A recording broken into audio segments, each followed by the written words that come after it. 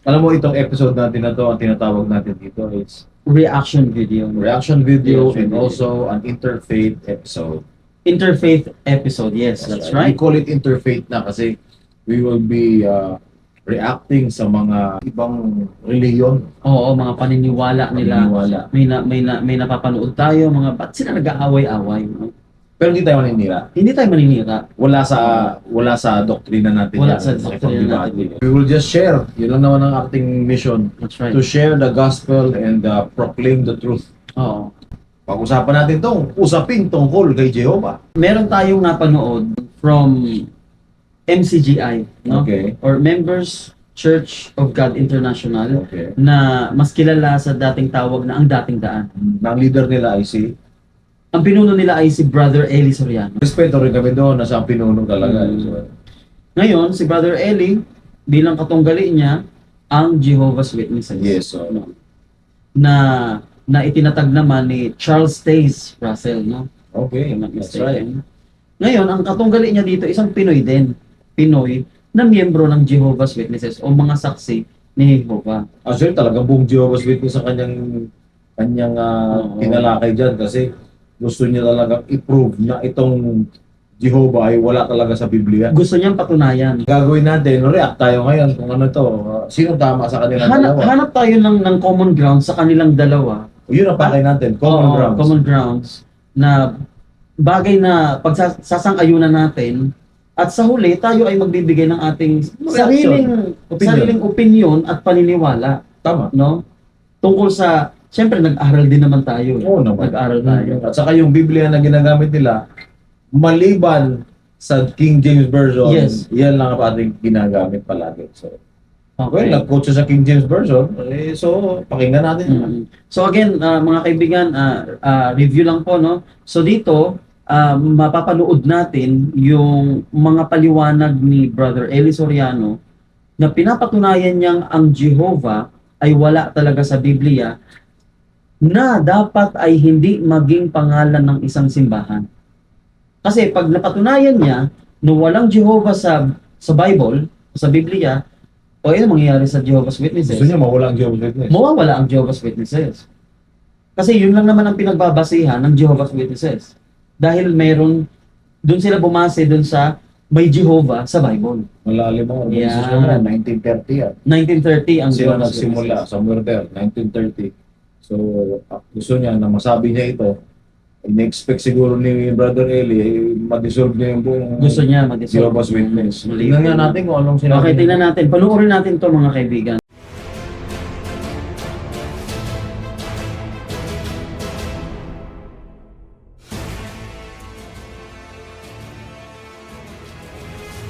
Yung salitang Jehovah po,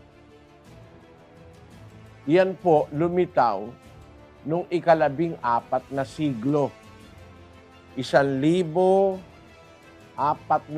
taon na nakaakyat na sa langit ang Panginoong Hesus at 1,400 taon nang patay ang mga apostol nang lumitaw yung salitang Jehovah. Dito po sa New World Bible Translation na ang gumawa ay mga saksi ni Jehovah, ganito po ang kanilang pagtatapat dito sa kanilang sariling Biblia. Huwag kayong magagalit kung may saksi ni Jehovah. No? Ang babasahin ko, libro nyo eh. Hindi naman ako may gawa nito. Ang sabi ng kanilang libro na naipublish noong February 1950 sa New York, the New World Bible Translation Committee. Ito po ang kanilang sinasabi ha. Saksi ni Jehovah may sabi nito. Pakibasa kapatid na ganyan. Ito po ang nakalagay. While inclining to view the pronunciation Yahweh as the more correct way, we have retained the form Jehovah because of people's familiarity with it since the 14th century. Ayan, maliwanag o. Mas naniniwala raw sila, mas malamang daw ang paniniwala nila na ang original na pronunciation o pagbigkas ng pangalan ng Diyos ay Yahweh. Yahweh. As the more correct way, mas tama ang Yahweh. Pero, como ang mga tao raw, mula pa nung 14 na siglo, ay narinig na nila,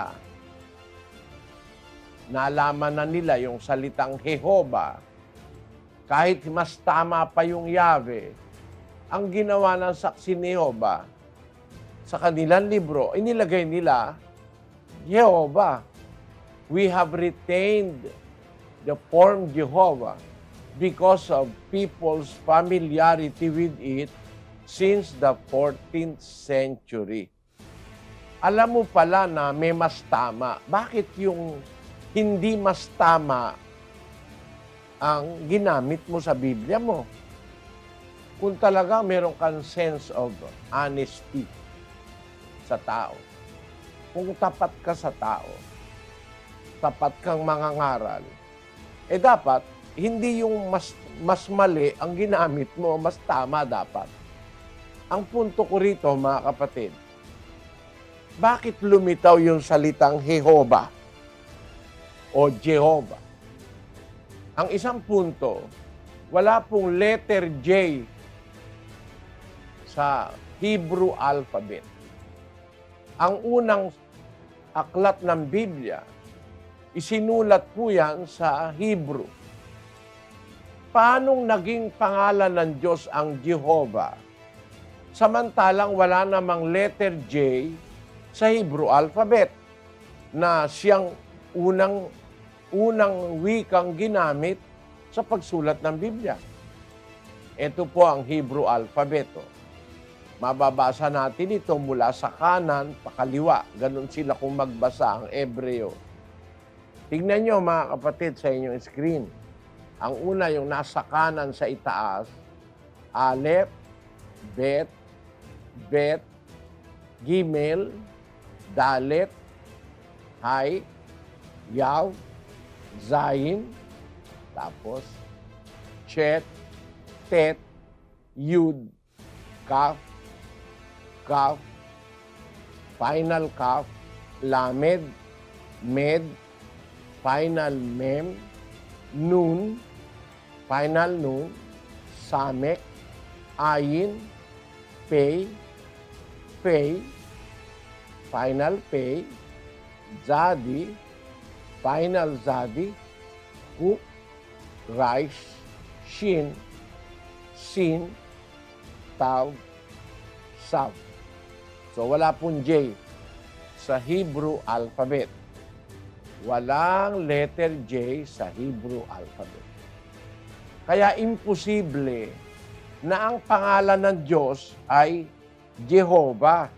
Kasi ang Hebrew ang ginamit sa pagsulat ng unang Biblia. No.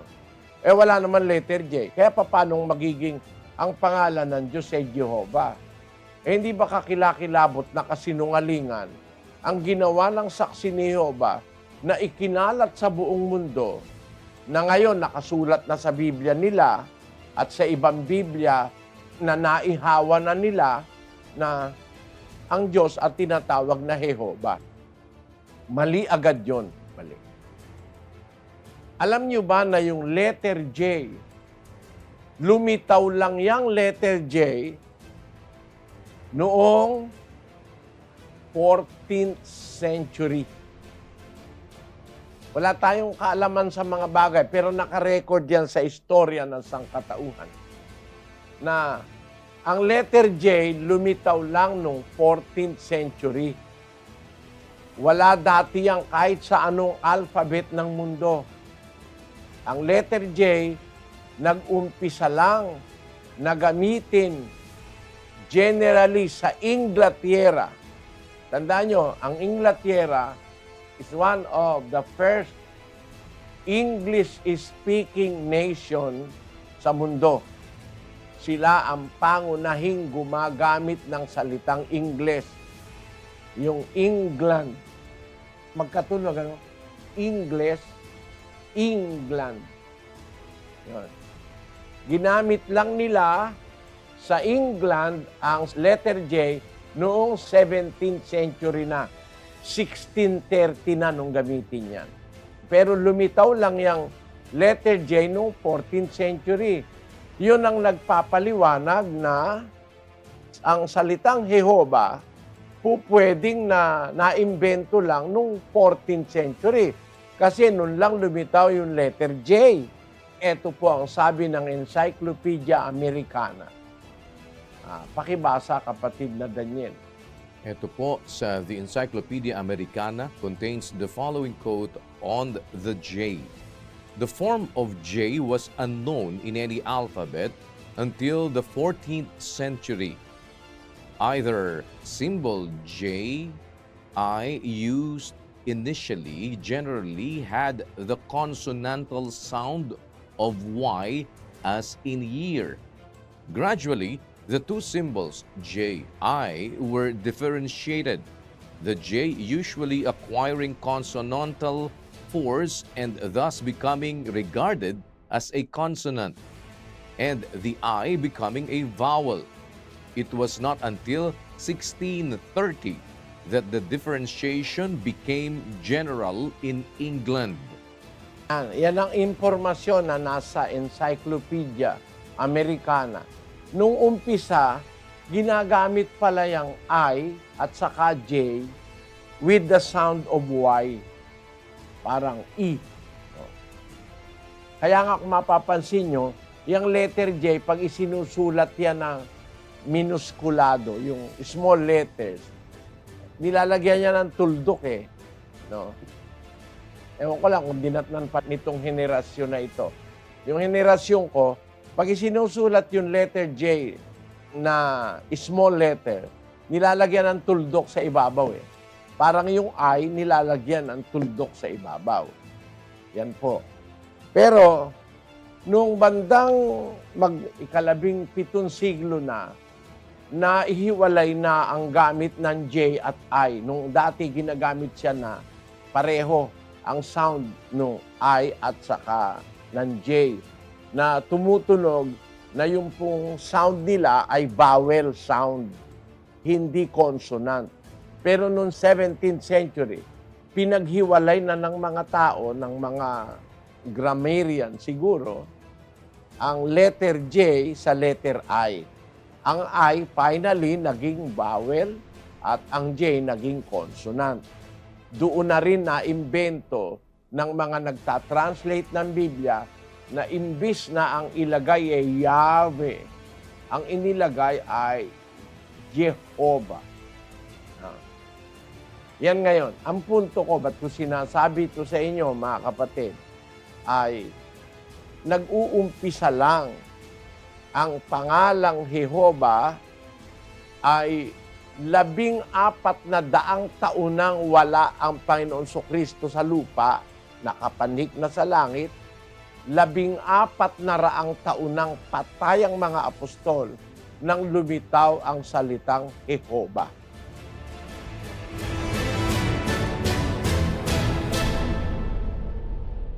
Naisip parating ni Brother Eli sa paliwanag niya, no? Parang nilecturean niya tayo about sa Hebrew alphabet na sinasabi niya na wala namang vowels doon, walang letter J doon sa original na Hebrew alphabet. Para mapatunayan niya na ang salitang Jehovah, the word Jehovah, ay wala sa Bible, no? Ngayon, pag napatunayan niyang wala ito sa Bible at nag-agree ang lahat, madi-dissolve ngayon ang pangalan ng simbahan ng Jehovah's Witnesses. Kasi wala na silang pagbabasihan. Gustong mangyari ni Eli Soriano ay gusto niyang i-prove na dahil doon sa the New World Translation Committee, sinabi doon that they have decided to retain. Oo, itong document na ito ay galing mismo doon sa Jehovah's Witnesses. Paliwanag nila doon, nagpasya silang i-retain o panatilihin ang salitang Jehovah dahil ito na ay nakasanayan ng mga tao mula 14th century. Okay. So kung iniisip natin na yun ang ito yung very tricky sa mga ginagawa nila sa atin. Ngayon, tiniisip natin ngayon na dahil sinabi ng Jehovah's Witness, okay ito sinabi ng Jehovah's Witness that since ito ay nagagamit para sa panahon natin ngayon, they have decided to retain that name Jehovah. Oo.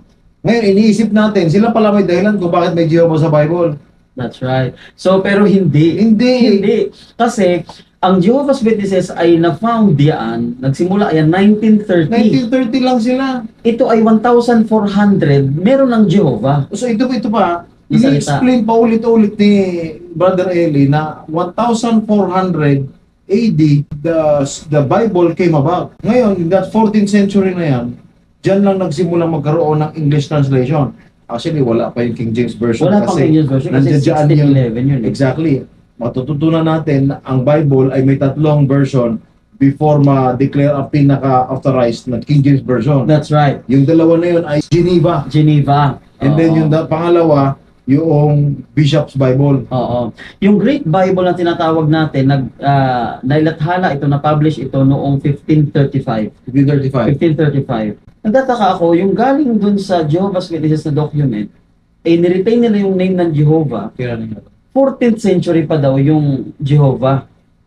So, ibig sabihin, bago ang Great Bible, meron ng na-translate into English na Bible noong 14th century. Okay. Oh. Actually, bago pa yung Geneva na yun. Geneva na yun, meron pang mas nauna dun eh. Oh, yun si Wycliffe eh. Oh, Wycliffe, si Si Wycliffe. John Wycliffe, ang pagkakalam natin sa kanya, portion lang ng na-translate niya. Oo, isa siya sa mga reformers, di ba? Exactly, Oo. sa mga... Si John Wycliffe naman, mas maaga siya Mhm. na nag-translate ng Bible. Mhm. From Hebrew and Greek original text no to English no. Si John Wycliffe noong 13, kahit i-search po ninyo no, i-google nyo 1382. 1382. Oo, AD. AD. Okay, 1382. So, ibig sabihin, mas nauna yon. Ngayon, anong kinukwento natin dito? Kailan dumating si King James Version? Tama. Kasi tatlo lang ang parang na prevail na parang sikat na Bible nun eh. Yung Geneva at saka yung Bishop's Bible, magkalaban pa yung mga gumagamit niya. Oo. Kasi si King James, kung saan na-declare yung King James Version, siya rin yung nagutos para hindi mag-away yung dalawa kasi ginagamit yung Geneva at saka yung Bishop. That's right. Totoo yan. Si Bishop's Bible, kaya siya nabuo, Oo. naging Bible, yung translation na yun, yung version na yun, dahil meron silang against doon sa tinatawag nating Calvinistic notes. Kasi nakita nila doon na parang hindi tumpak yung translation noong Geneva. Oo. Ngayon, Ito kwento tuloy ko oo. Yung gumagamit ng Geneva, siyempre nakikita na nila may warring factions. So, yung magkakalaban eh. Oo, kaaway sila. Pinatawag ngayon ni King James. Oo. Ngayon, yung mga nag-attend doon ng mga Puritans, tama ang Oo. Puritans, di ba? At mga rivals, yung mga magkakalaban. Oo. Ang pakay pa lang nitong mga grupo na gumagamit ng Geneva is ikumbinsihin si King James para gamitin yung Geneva, i-chapwera yung Bishop's Bible. Oo. Pero may pinagpalalaban din naman ang Bishop's May Bible. pinagpalalaban sila. Gusto nila na mas ma-authorize ang Bishop's Bible. Exactly. Ngayon, ni King James na may warring factions dito. O sige, imbis na payagan niya yung isa, ang ginawa niya, King James Version ang kanyang trabaho. Tumigil kayong dalawa. Oh, anong ginawa ni King James? Si King James ay na umupo dun sa kanyang trono noong 1603 siya na 1604 na authorize ang translation no ng King James Bible version. Pero 1611 siya na publish. Okay. So 1604 7 years halos. 7 years halos yan tinrabaho nila. So ibig sabihin matagal na mayagpag ang Geneva Bible at saka Bishop's Bible. Matagal kasi 1535 nag-umpisa yung Geneva.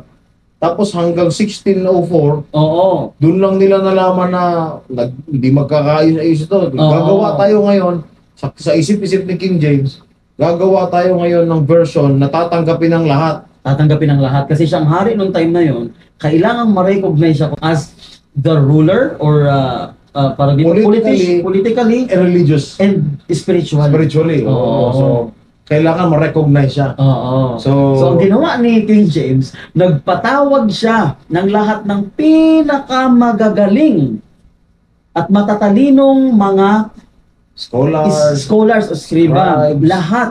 Nasa Lahat 54 yan eh. Kung 54. i-search nyo man, nasa 54 sila. pero yung ano niya, Pero ina-credit lang niya ay 47 lang. 47 lang na-accredit niya. Oo. Na mag-translate, itong mga scholars na ito ay lubhang talagang dalubhasa sa salitang Hebreo Really? at saka Griego. Alam mo sabi nila dyan, nung nabasa ko yan, Mm.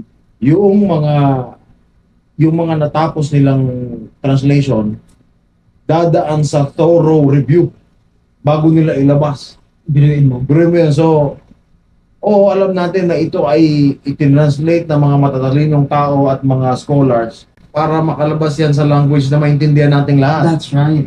So, ang pinaka kasi point natin dito is maintindihan natin sa lingwahe natin.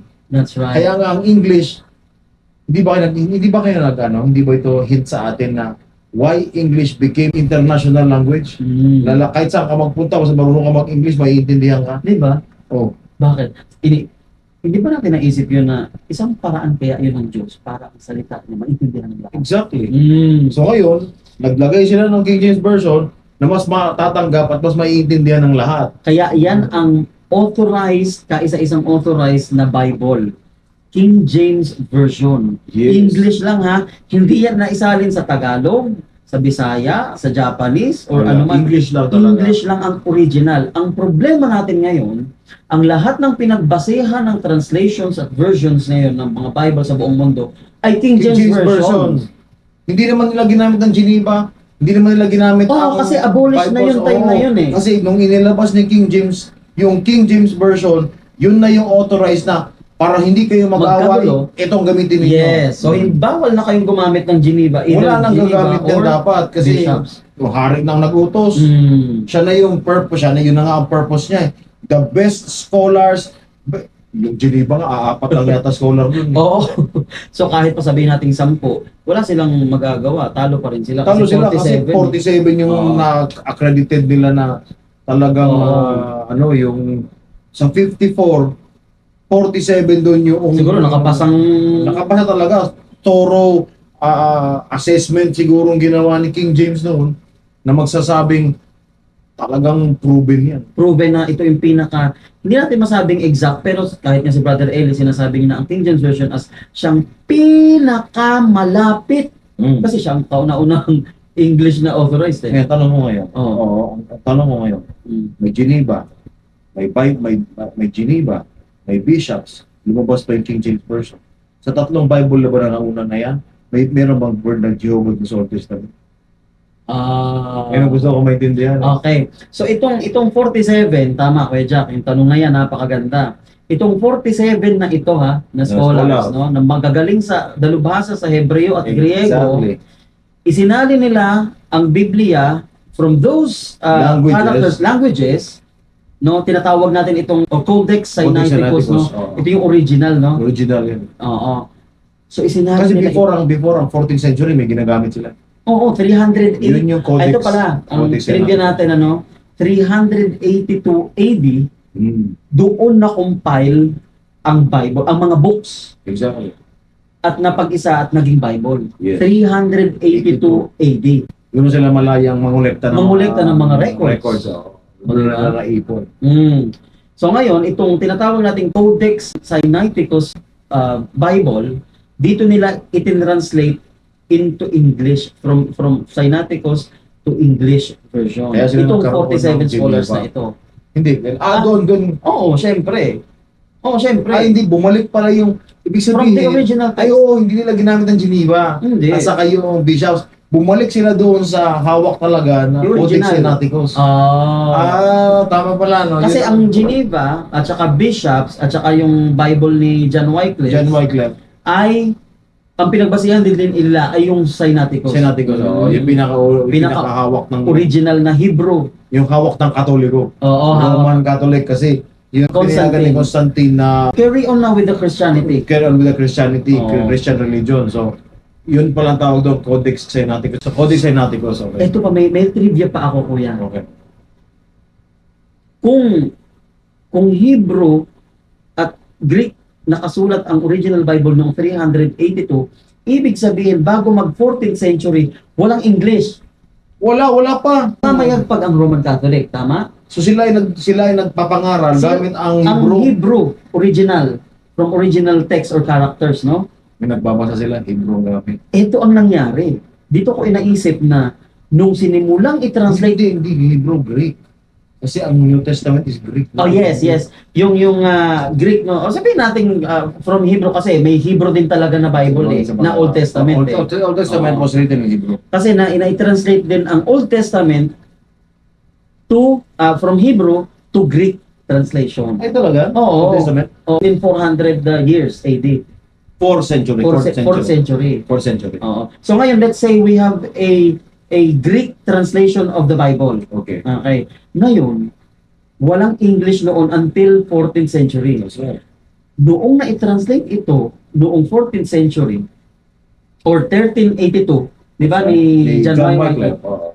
palagi ko dito na nag-umpisa yung Reformation. Kasi Doon na dito na lang- naiintindihan, Exactly. doon na nila nababasa yung Teka muna, parang mali yata to.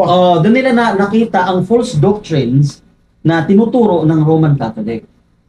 That's a good trivia. Di ba? Kasi nung sa tagal ng panahon na 24 AD hanggang 14th century, 1,400 years. Yes. Kakahaba na wala silang kaibig-imig. Ang tagal, oo, wala. So namamayagpag Kaya pala bawal ka pala sa panahon na yun na sumalungat, malungat, kundi sunog ka talaga. sunog ka talaga. Ang tawag nila doon is Inquisition. Inquisition. Di ba? Kasi wala nga naman talaga makaintindi. Ngayon, si Wycliffe, ang ginawa niya, tinranslate niya sa Translate niya. English. Doon niya nakita, teka muna, ito palang dahilan niya. So doon doon na nagsimula ang Reformation o yung pag-aklas nila. Dahil sa maling nakikita nilang itinuturo, so doon ko Kaya naintindihan. naging protestante sila. Kaya naging protestante. Oh, At itong mga Renaissance. protestanteng ito, ang daming naging bunga. So sa previous video natin, na pag-usapan natin bakit dumami ang simbahan, dito po nagsimula yung mga pagsulputan ng iba't ibang mga simbahan sa mga reformers na to. Panoorin niyo po yun sa The Great Apostasy. Description down below. Yes. Pindutin niyo po yun, yung full video niya. Panoorin niyo kung That's anong right. nangyari sa totoong simbahan ng Jesucristo ng panahon niya. That's right. Brother Eli Soriano, he is now declaring history na ito ay 14th century, inilabas ang Bible, 1611 actually nilabas ang King James Version.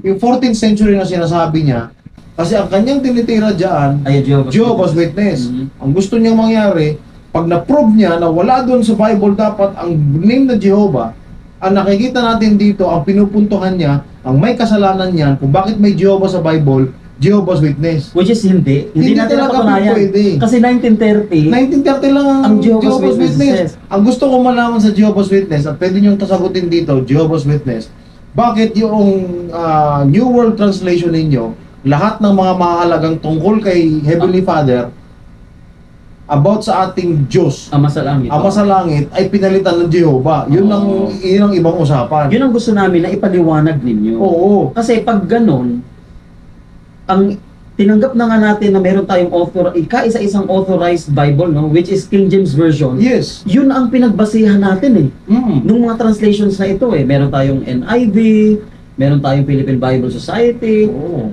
Yun ang pinagbasihan nyo Ngayon, babaguhin natin. Bakit ninyo dinagdagan ng Jehovah lahat? Kasi ngayon ipuprove natin na Talaga? meron talaga Jehovah sa Old Testament. Meron.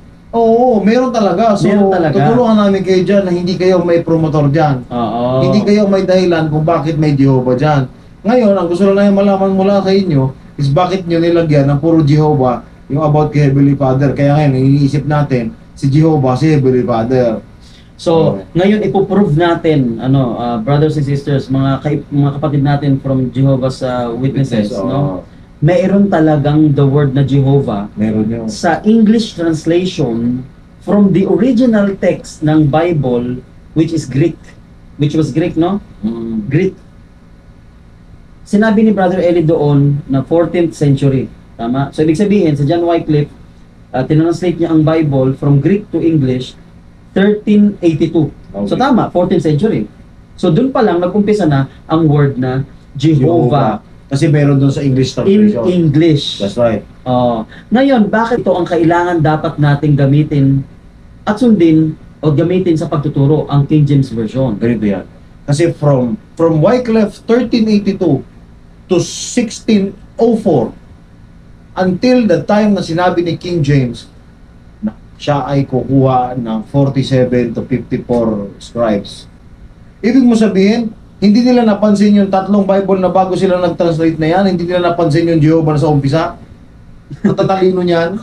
Siyempre, Pag di ba? mag-aaway yan, sinabi nga doon sa pagta-translate maraming mga kalaban ang collaborators doon sa pagta-translate. Oo. Marami silang kalaban roon. Ibig sabihin, yung mga scribes at saka mga matatalino, marami silang kalaban na Ang collaborators. Oo. Maraming sumasalungat na kasama nila sa translation. Ibig sabihin, nagkakaisa sila. Ibig sabihin, nagkakaisa sila. Ibig sabihin, totoo yung Oo, there was a time for peace para sa kanila during that translation. to agree on Exactly. particular text. Pag natapos nilang translate yung isa, i-verify naman dito. So, ibig mo sabihin, verify nila yung J na yan?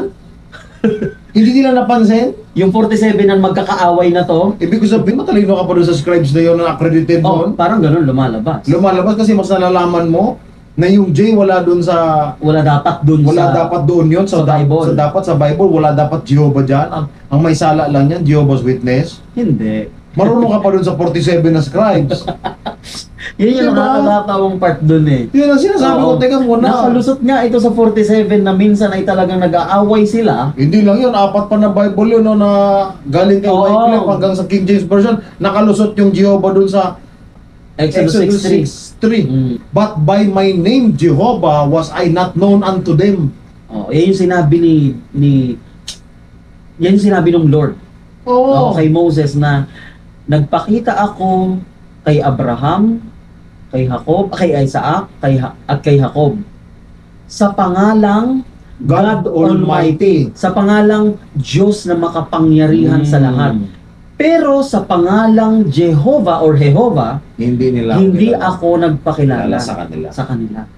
So ibig ko sabihin nakalusot yung word na Jehovah na yun sa mga scribes at saka thorough reading nila. Ibig lang nating sabihin rito, hindi kasalanan ng Jehovah's Witness na mayroong Jehovah dyan. Hindi nila imbento ang salitang Jehovah kasi Oo. nagbase lang sila sa King James Version Saka ang sinasabi niya kasi, or sa yung binabasihan kasi ni Brother Eli is religion. Kung titingnan natin sa Old Testament, wala namang simbahan ng Old Testament. Ayan, isa pa. Yung may point din naman dun si Brother Eli. Mm. No, kung Tama religion, dun si Brother kung Eli, simbahan ang pag-uusapan, bakit nga naman hindi ipangalan mo sa simbahan mo is Church of Jehovah's Witnesses o kaya Jehovah's Witnesses Church? Kasi ang pinag-uusapan natin dito is church. Church, oo, organization. Gusto natin malaman kung saan yung totoong simbahan. Tama.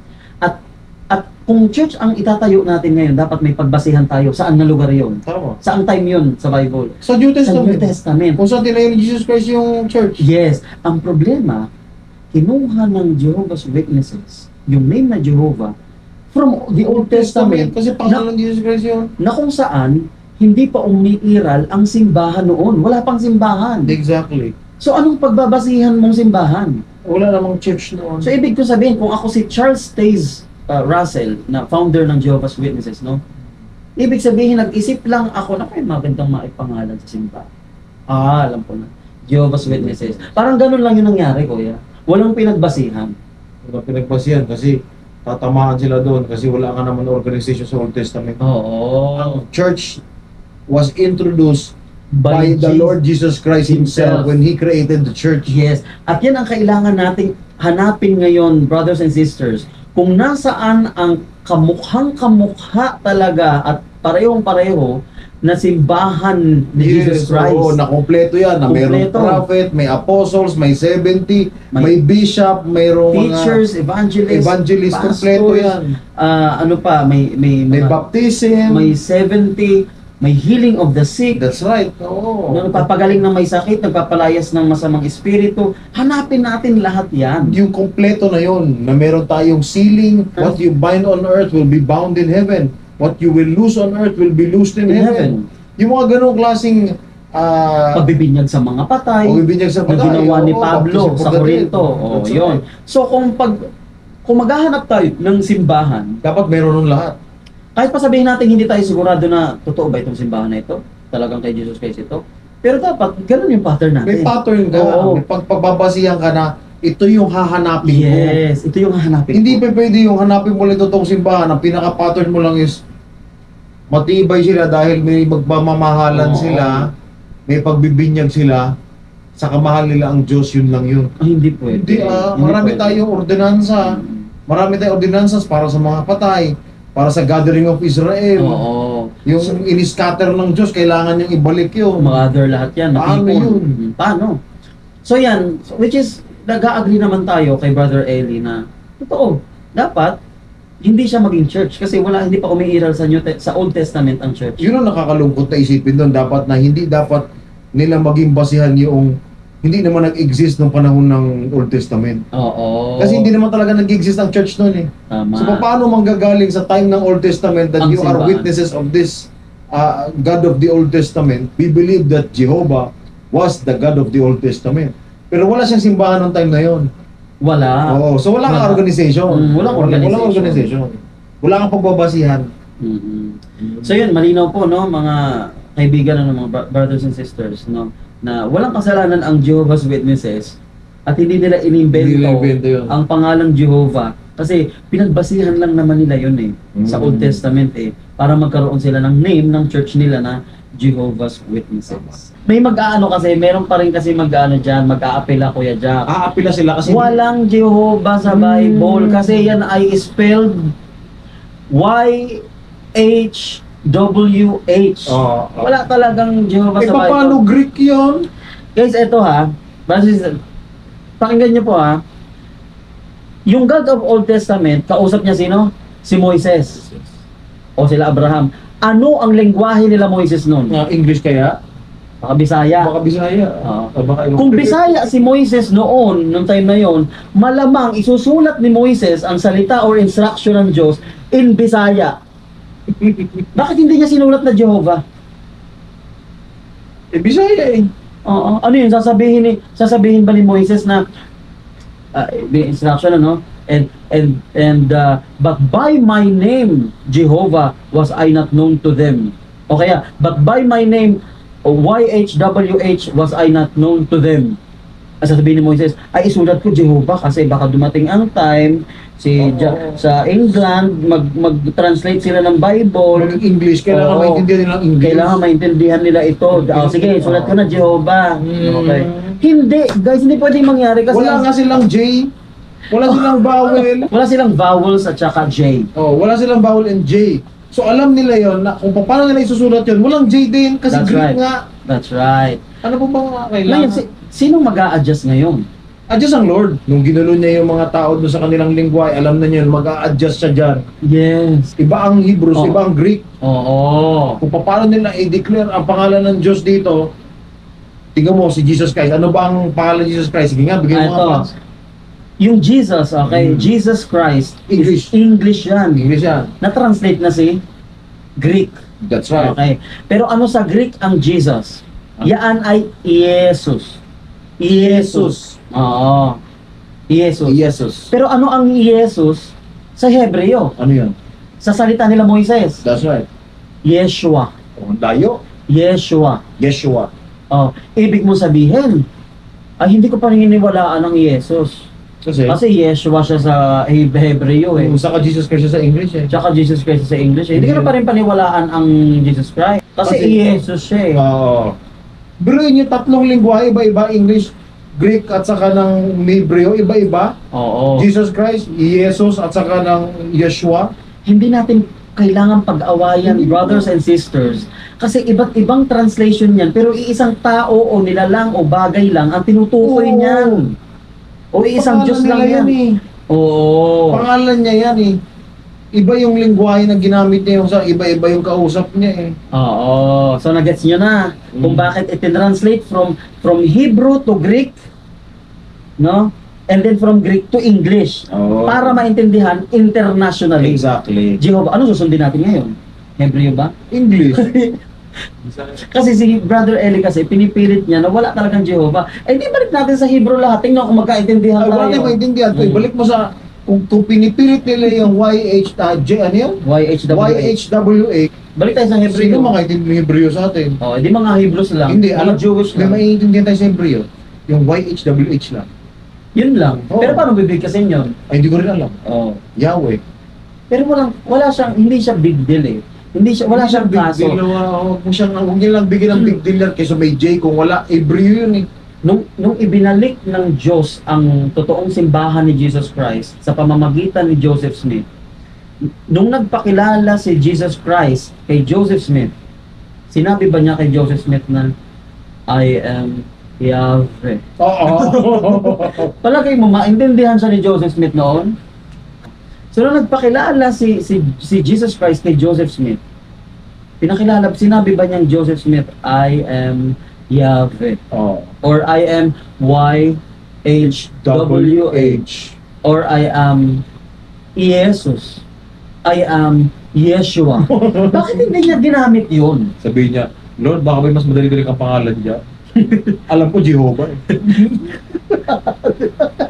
Sa madaling sabi, brothers and sisters, Jehovah ang gagamitin ni Jesus Christ kasi yun ang kinalakihan na lengguwahe ng propetang tatawagin niya sa panahon niya Ayun ni nga. Jesus Christ, English yung tao. ni Joseph Smith. English Yung tao eh. Oh, bakit hindi sinabi ni Jesus Christ o ni Jehovah kay Moses na I am Yeshua? Oh, o kaya, no, I am Jesus. Greek yun, Greek. Hindi maiintindihan yun ni Hindi Moses. maintindihan ni Moses yan. Kasi Hebrew siya. Nakigets nyo? Hmm. Ah, Hindi, sa panahon nila, hindi sila pwede gumamit ng ibang lengguwahe. Alam ng Diyos yun.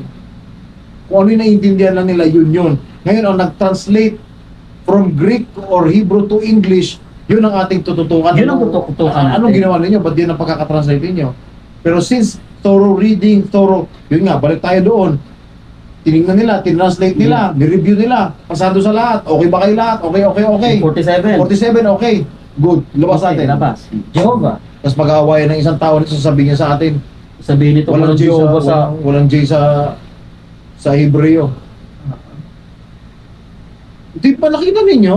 Nagets ko yung point ni Brother Eli na ginawa niya lang yun para lang ma-dissolve ang Jehovah's Witnesses. Huwag naman natin ganyan yung ibang Yung siya. reliyon. Huwag Oo. natin silang Wag. sabihin kasi respeto lang natin din sa kanila yan. Oo, kasi parang they're also doing it for the good of everyone eh. Oo, huwag Oo. natin silang i-debunk na mali kayo. Huwag mo isalpok sa mukha nila Oo, wag. na mali sila. Hindi ng purpose ng religion. Merong napakaganda at maayos na paraan para ipaliwanag natin at ipahayag natin ang katotohanan. Yes. Kung iniisip natin yun. Hindi kailangan mag-away. Kaya tayo ngayon is interfaith tayo. Interfaith episode is meron tayong common grounds. Oo. Totoo yan. So, we agree with the Jehovah's Witness that there is Jehovah in the There's Bible. Jehovah. But we don't agree, on the contrary, we don't agree na yun ang Ama sa Langit. Yes, hindi Kasi siya Ama sa napatunayan na natin kanina na yung Jehovah at Lord, God Almighty, at si Jesus Christ ay iisa. Oo. Siya yung may hawak ng title na yun. Kasi may mission siya. Yes. May mahalaga siyang mission kung bakit nagpakilala siya sa mga title or titulong yun. Yes.